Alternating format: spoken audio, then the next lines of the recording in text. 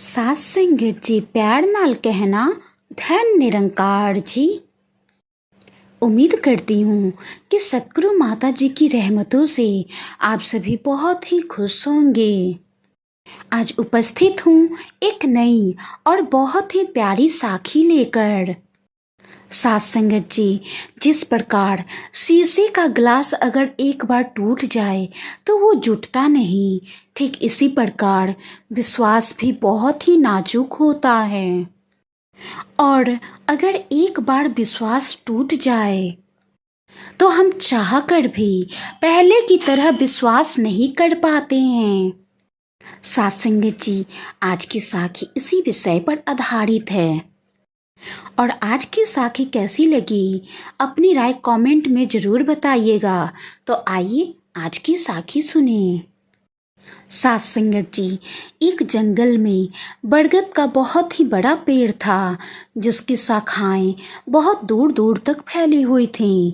उस पेड़ पर बहुत से पक्षियों और जीव जंतुओं ने अपना बसेरा बना रखा। उस पेड़ की जड़ में एक बुद्धिमान चूहा भी रहता था, जिसका नाम था पालित। और उस चूहे ने उस पेड़ पर 100 द्वारों वाला अपना बिल बना रखा था। सास संगत जी, उसी पेड़ पर लोमिस नाम का एक बिल्ली भी रहता था। जंगली जीव जंतुओं का वहां आना जाना लगा ही रहता। सास संगत जी, उसी जंगल में एक चांडाल भी अपना घर बनाकर रहता था। वो रोज बरगद के पेड़ के पास अपना जाल बिछा देता और जानवरों को फंसाने के लिए चारा डाल दिया करता और घर जाकर आराम से सोया करता था।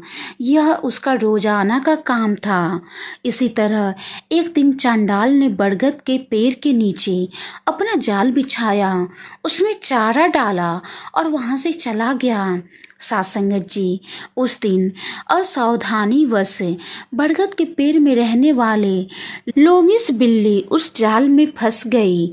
वो जितना जाल से निकलने की कोशिश करती, उतना ज्यादा फंसती जाती।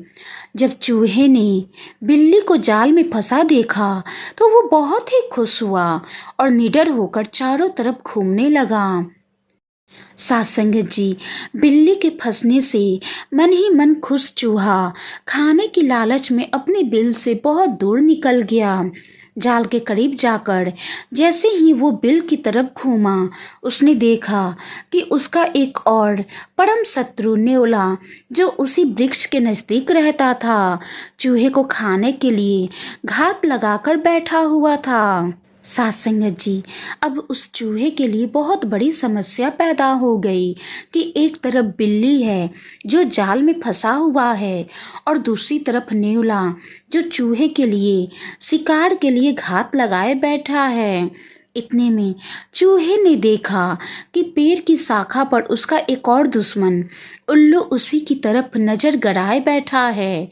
अब चूहे के सामने एक दो नहीं 3 शत्रु थे। एक तरफ जाल में फंसा बिल्ली, दूसरी तरफ नेवला और तीसरी तरफ पेड़ पर बैठा उल्लू, जो चूहे के ऊपर नजर गड़ाया हुआ था।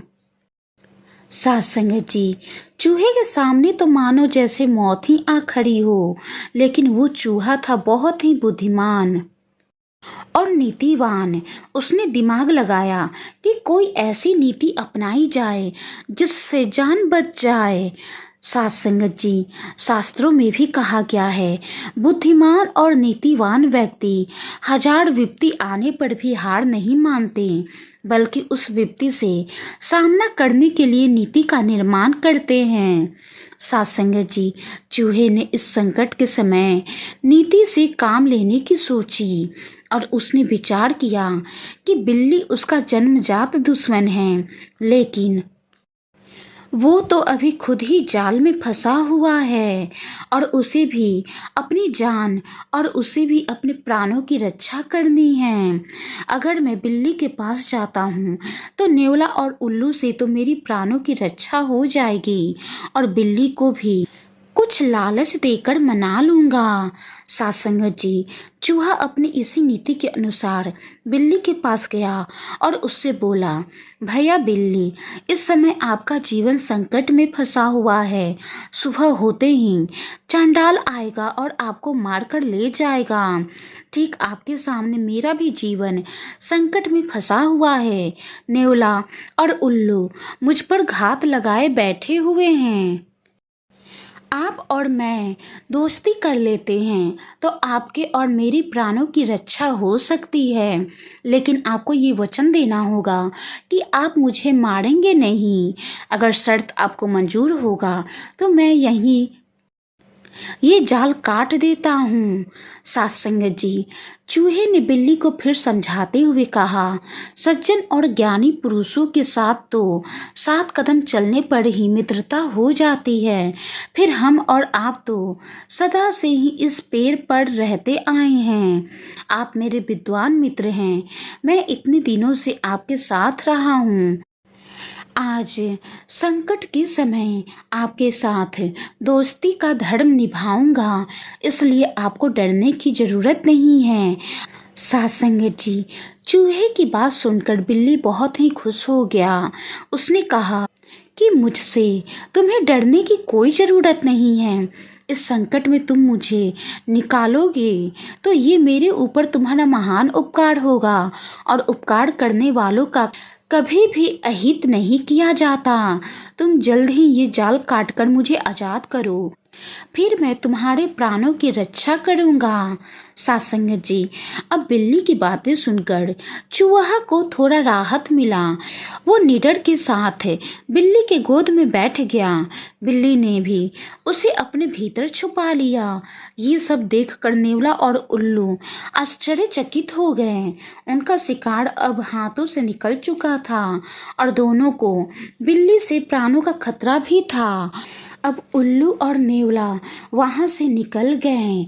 इस तरह चूहे ने अपनी बुद्धि का प्रयोग करके 2 दुश्मनों से छुटकारा पा लिया था, लेकिन अभी भी खतरा टला नहीं था, क्योंकि चूहा इस समय बिल्ली के गोद में था और बिल्ली से प्राणों का रक्षा करना बाकी था। साथ संगत जी, चूहा बहुत ही बुद्धिमान था। उसने सोचा कि अगर मैं जल्द ही जाल काट दूंगा तो हो सकता है जाल से आज़ाद होने के बाद बिल्ली निडर हो जाए और मुझे ही मार दे।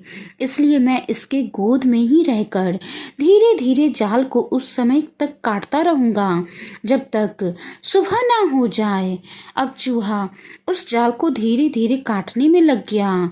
सुबह होते देख बिल्ली ने चूहे को जल्दी जल्दी जाल काटने के लिए कहा, लेकिन चूहा अपनी नीति के अनुसार धीरे धीरे जाल काटता रहा और बिल्ली से अपने प्राणों की रक्षा करता रहा। साथ संगत जी, सुबह होते ही चांडाल हाथ में हथियार लिए कुत्तों के साथ उस जाल की ओर बढ़ने लगा। चूहे ने जाल के कुछ ही तंतु बचाए थे। चंडाल को आता देख उस बचे तंतुओं को भी चूहे ने काट दिया।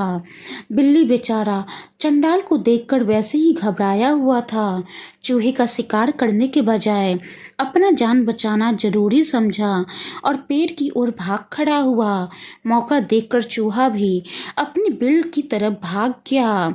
साथ संगत जी, पेड़ के अंदर पहुंचकर बिल्ली ने चूहे से कहा, हे मेरे मित्र, तुम्हें मुझसे डरने की कोई जरूरत नहीं है।